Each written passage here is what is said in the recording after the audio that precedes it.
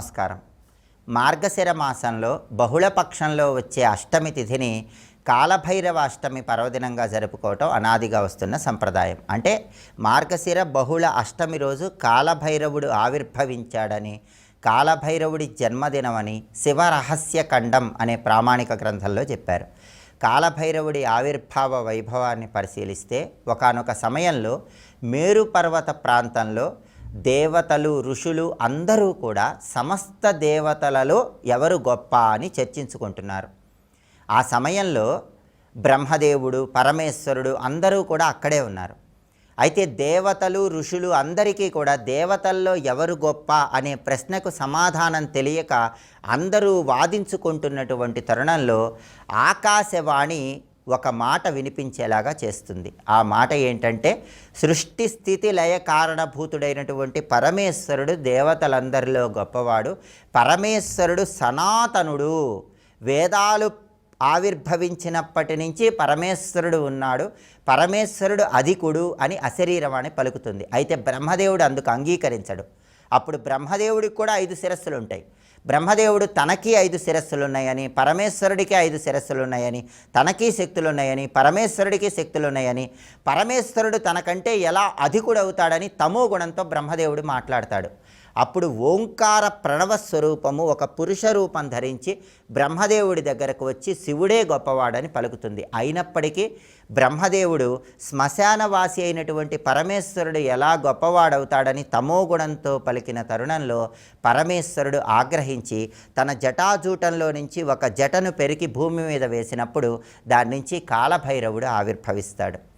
పరమేశ్వరుడి తమోగుణం నుంచి ఆవిర్భవించినటువంటి కాలభైరవుడు తన చేతి వేలుకున్నటువంటి గోరుతో బ్రహ్మదేవుడికి ఉన్నటువంటి 5 శిరస్సులలో ఒక శిరస్సును గిల్లివేస్తాడు. అప్పటి నుంచి బ్రహ్మదేవుడికి 4 ముఖాలు ఉన్నాయని, ఆయన చతుర్ముఖుడయ్యాడని పౌరాణిక గ్రంథాలు తెలియజేస్తున్నాయి. అయితే బ్రహ్మదేవుడి శిరస్సుని తన చేతి వేలుకున్నటువంటి గోటితో గిల్లివేయటం వల్ల బ్రహ్మహత్యా పాతకం కాలభైరవుడికి వస్తుంది.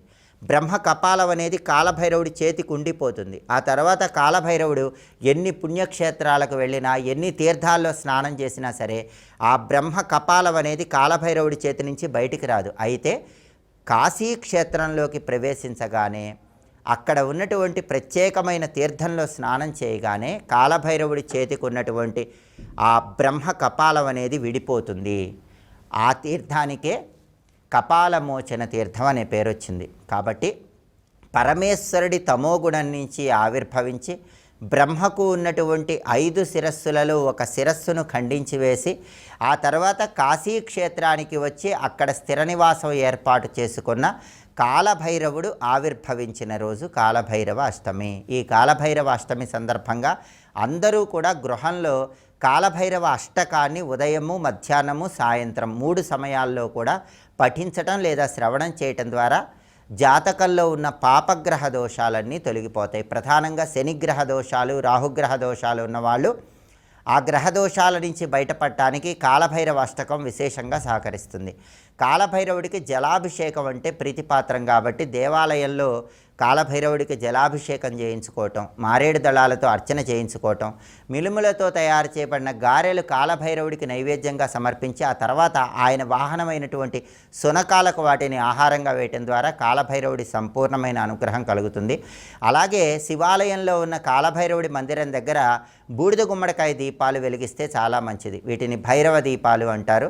అలా వెలిగించడం వీలు కాని వాళ్ళు మీ ఇంటి గుమ్మానికి ఇరువైపులా ఉప్పు పోసి బూడిద గుమ్మడికాయ 2 భాగాలుగా కోసి లోపల ఉన్నటువంటి మొత్తం కూడా తీసివేసి ఆ తర్వాత నువ్వుల నూనె పోసి ఆ తర్వాత ఆ నువ్వుల నూనెలో కొన్ని మిరియాలు వేసి 3 ఒత్తులు వేసి దీపాన్ని వెలిగించాలి. వీటిని భైరవ దీపాలు అంటారు. గుమ్మం బయట ఉప్పు పోసి ఉప్పు మీదైనా ఈ భైరవ దీపాలు వెలిగించుకోవచ్చు.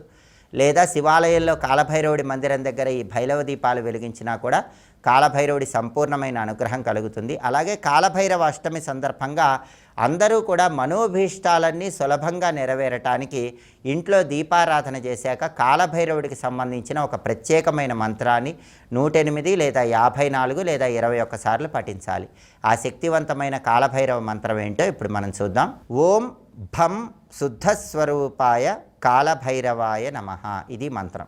సమస్త మనోభీష్టాలు నెరవేర్చే మంత్రం. ఆర్థిక ఇబ్బందులన్నీ పోగొట్టేటటువంటి కాలభైరవ మంత్రం. ఈ మంత్రాన్ని పఠించడం ద్వారా సమస్త శుభాలు చేకూరతాయి. అసితాంగ భైరవుడు, రురు భైరవుడు, ఉన్మత్త భైరవుడు, చండ భైరవుడు, భీషణ భైరవుడు, ఇలా కాలభైరవుడు మొత్తం 8 రకాలైనటువంటి పేర్లతో భక్తులందరినీ అనుగ్రహిస్తున్నాడు. కాలభైరవ అష్టమి సందర్భంగా ఏ శక్తివంతమైన మంత్రాన్ని గృహంలో దీపారాధన చేశాక పఠించినట్లయితే ఆర్థిక ఇబ్బందులన్నీ తొలగిపోతాయో, శత్రుబాధలు దృష్టి దోషాల నుంచి సులభంగా బయటపడవచ్చు. ఇంకొకసారి చూద్దామా మరి. ఓం భం శుద్ధస్వరూపాయ కాలభైరవాయ నమః. మంత్రజపం చేయండి. కాలభైరవుడి సంపూర్ణమైన అనుగ్రహానికి ప్రతి ఒక్కరూ సులభంగా పాత్రలు కండి. స్వస్తి.